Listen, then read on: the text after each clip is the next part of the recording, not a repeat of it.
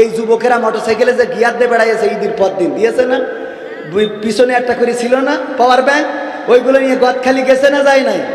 গেছে। এই যে গদখালি গেল, এত করে ওদের ওয়াজ শুনালাম সারা রমজান মাস ধরে যে দেখ তোরা মোটরসাইকেলের পিছনে নিয়ে এইভাবে টাঙ্কি মারিস না, আমাকে খারাপ লাগে। ও কিন্তু সেই ওয়াজ ঈদের দিন শয়তান করে বলছে তুই যা করার আজ করি না, মানে শয়তান এসে আমাদের ওয়াজ 1 মাসে ঘুরাই দিয়েছে। 1 মাসে মানে একদিনই ঘুরাই দিয়েছে। 1 মাস ধরে ওয়াজ করলাম যে তোরা যেন উল্টো পাল্টা করিস না। ওরা ঈদ নামাজ পড়িতে উল্টো পাল্টা শুরু করে দিয়েছে।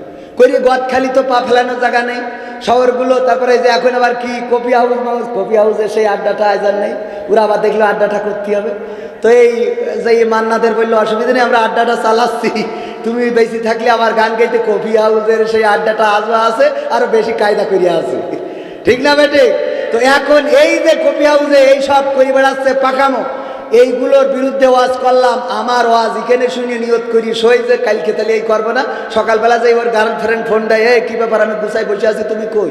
কয় আমি হুজুরির ওয়াজ শুনেছি, যাবার না। কয় তাহলে আমি বললো মকসদ মেম্বারের ছেলের সাথে গেলাম। হ্যাঁ আমি আসতেছি,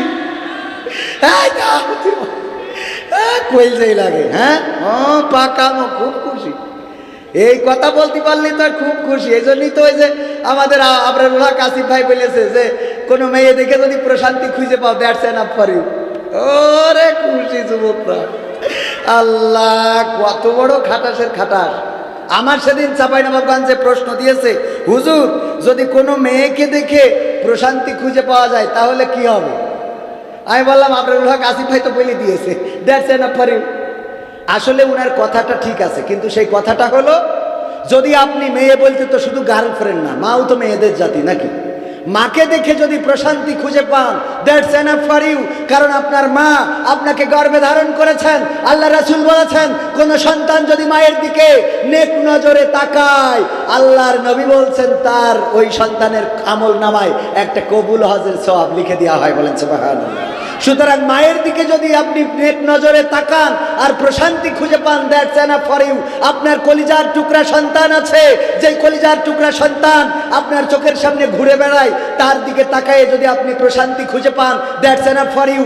আপনার বউ একজন মেয়ে, আপনার স্ত্রী একজন মেয়ে, আপনার স্ত্রীর দিকে তাকিয়ে যদি আপনি প্রশান্তি খুঁজে পান, দ্যাটস এনাফ ফর ইউ।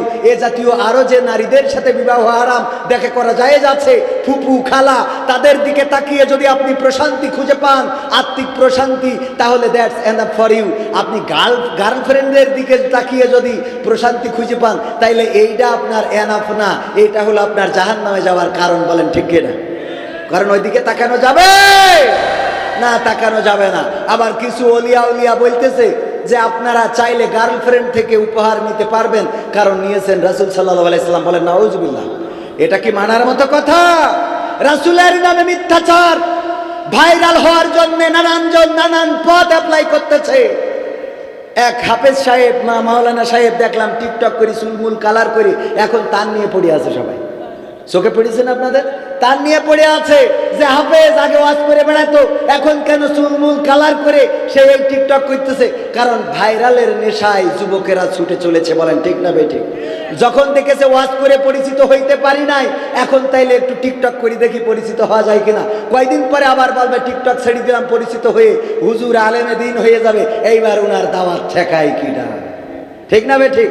অনেকেই আমাকে জিজ্ঞাসা করে, কবির বিন সামাদ ভাই আপনি নাটক করতেন, নাটক বাদ রেখে আবার ওয়াজে আসলেন কেন? আমি কই নাটক তো বাদ দিই নাই, নাটকও করি ওয়াজও করি। অনেকেই জানে না যে আমি নাটক থেকে ওয়াজে আসছি। আসলে এটা মূল কথা না, আমি ওয়াইজিন থেকে নাটকে গিয়েছি। আমার বাবা ছিল বক্তা, জানেন আপনারা? আমার শ্রদ্ধাভাজন উস্তাদ স্যার এখানে আছেন, রেজাউল সাহেব মাওলানা, উনি আমার আব্বাকে চিনতেন, সাংগঠনিক এবং বক্তা। মাওলানা মুহাদ্দিস আবু সাইদের সাথে সাংগঠনিকভাবে 1 মাসেরও বেশি সময় ধরে মাহফিল করতে হয়েছে। সাংগঠনিক দায়িত্ব পালন করে বিভিন্ন জায়গায় কোরআনের মাহফিল, তাফসির মাহফিল, সিরাতুন নবী মাহফিল। আমার আব্বা ছিলেন বক্তা, আব্বা থাকতেও আমি ওয়াজ করেছি, আব্বা ইন্তেকালের পরেও আমি ওয়াজ করেছি। কিন্তু যখন দেখলাম এই জায়গাটায় খুব বেকায়দা অবস্থা, আমি আমার মার কাছে, মা বেঁচে আছেন এখনো, আপনারা খোঁজ নিতে পারেন, যখন ইন্টার ফার্স্ট ইয়ারে পড়ি। আমি আমার মাকে বললাম, মা আমি এই ওয়াজের স্টেজে যাব না, আমি মাপ চাই, আপনাদের স্বপ্ন পূরণ করতে পারলাম না, আমি বক্তা হব না। এরপরে যে ওয়াজের ময়দানটা ছেড়ে দিয়েছিলাম, যে কারণেই ছাড়ি সেটা কোনো না কোনো কারণ ছিল। যাই হোক, কারণটা এরকম যে যেটা বললে আমাদের গায়ে থুতু পড়বে।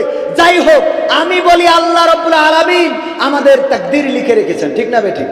আজকে যে আমি এখানে আসবো, এটা কি আমি আসতে চেয়েছি না আল্লাহ নিয়ে আসতেন?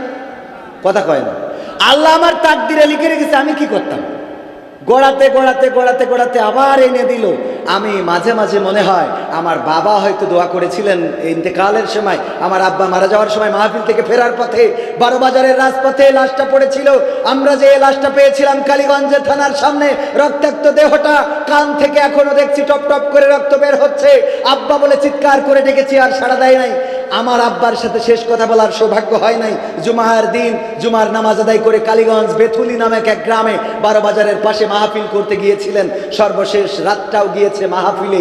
সেই বাবার সন্তান আমি। কোরআনের মাহফিলে আব্বা থাকতে ওয়াজ করেছি, আব্বা মারা যাওয়ার পরে ওয়াজ করেছি। যারা বলে যে নাট্যকার ওয়াইজিন হয়েছে, তা হয় নাই, ওয়াইজিন নাট্যকার হয়েছিল। তোমরা জানো না তাই বলো, আগে ইতিহাস জানো।